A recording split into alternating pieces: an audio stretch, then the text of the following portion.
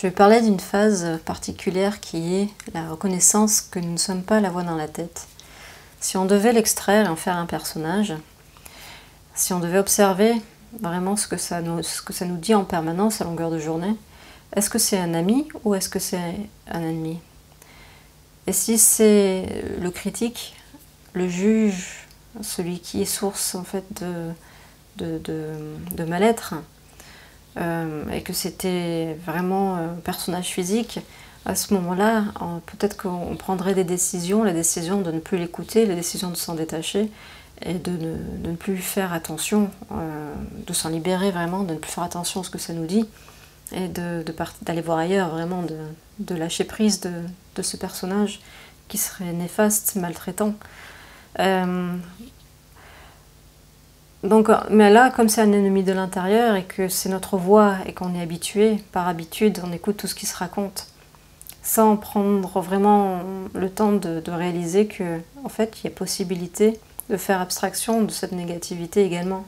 C'est-à-dire qu'on n'est pas obligé d'écouter des insultes, de la dureté, de la critique en permanence, de l'autocritique.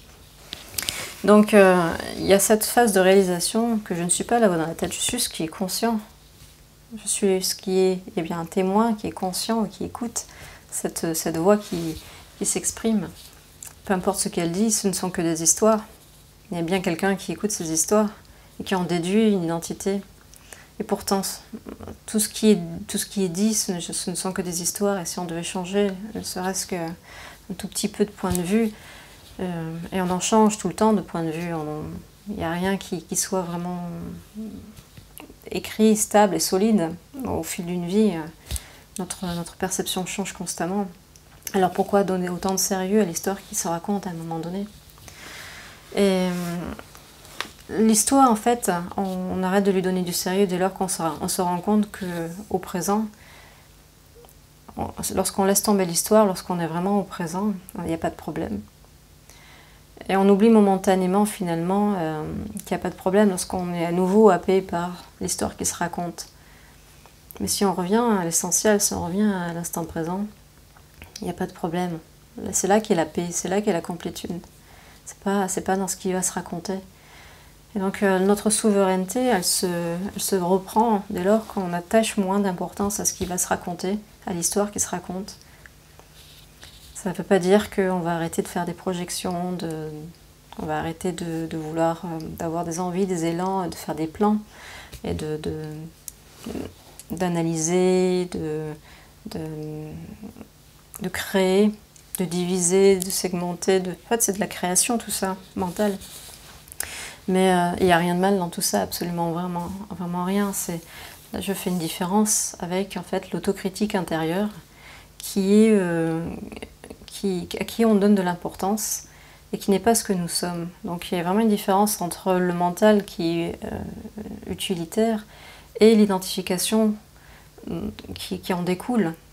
L'identification de qui? L'identification de quoi? L'identification de ce que nous sommes réellement à ce qui se raconte.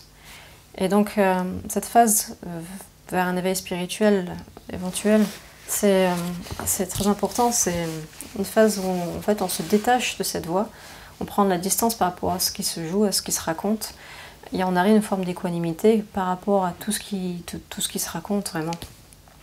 On peut avoir l'impression que finalement on perd le sens des choses, mais c'est pour mieux nous rapprocher de l'instant présent. Donc si jamais vous êtes dans cette phase transitoire, où vous êtes encore happé par ce qui se raconte et par cette voix dans la tête qui n'est pas forcément positive, il n'y a rien de vrai dans ce qu'elle raconte. Ce ne sont jamais que des histoires. Et si on lâche l'histoire et qu'on revient à l'instant présent, c'est là qu'est la complétude, c'est là qu'est la paix en permanence. Dans cet intemporel, à chaque instant, il ne manque rien. Il n'y a que dans ce qui se raconte qu'il va nous manquer ceci, il va nous manquer cela. On a compris en fait que c'est là que se trouvent les jugements, c'est là que se raconte une histoire. Et on n'est pas obligé en fait d'écouter toute cette négativité. Donc il y a une part de décision à prendre, de dire non à cette négativité, qui est un lâcher-prise de ce qui se raconte. En fait, c'est un peu comme une radio, on peut changer la fréquence. On n'est pas obligé de rester dans une fréquence où ça nous répète en boucle nos manques avec des injonctions particulières. Tu n'es pas assez, tu es trop, fais ceci, fais cela, pourquoi tu fais rien, donne du sens à ta vie, à quoi tu sers à rien. En fait, tout ce qui peut polluer la vie de quelqu'un.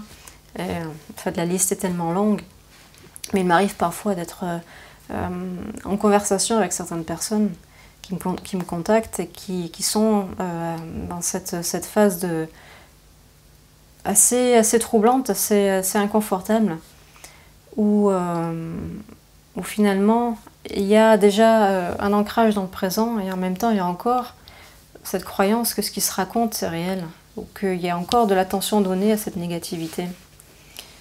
Et sans réaliser qu'en fait nous ne sommes pas, non, littéralement nous ne sommes pas ce qui se raconte. Nous sommes ce qui est conscient de ce qui se raconte. Et dès que l'on prend conscience que nous sommes ce témoin conscient de ce qui se raconte, là on revient au présent et là à nouveau on est libre. Et on peut en fait décider de regarder ailleurs. On n'est pas obligé de se concentrer sur cette négativité qui se répète en boucle et qui n'est jamais qu'une histoire.